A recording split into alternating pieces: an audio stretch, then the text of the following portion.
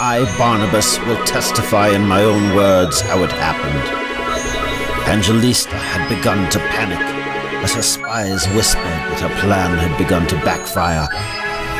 Now that I was cursed, I had powers of my own and planned to take Rosette far away to Old England. By this time, my home at Carlinwood had become a ruin of what it once was.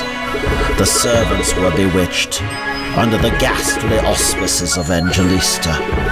Knowing she had only one day to thwart my plan, Angelista gleaned a family secret to use against me. Angelista learned that my mother had never died years ago, as we had often claimed. In fact, my mother had been secretly locked away in a madhouse, and Angelista had used all of her influence to release her and fetch her to Carlinwood. Before the night fell, my home became a macabre spectacle, presided over by my own insane mother. She cavorted with the reanimated remains of my father, and together they terrorized the house servants.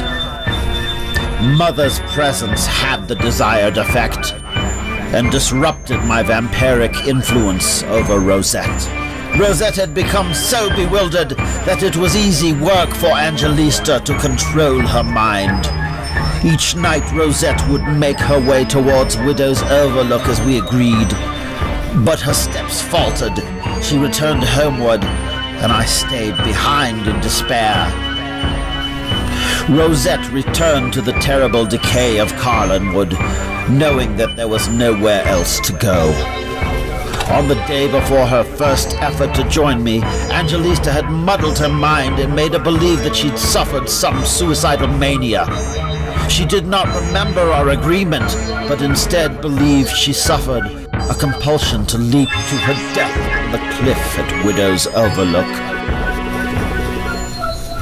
I do not even think that she remembered me at all before a few nights had passed in this way.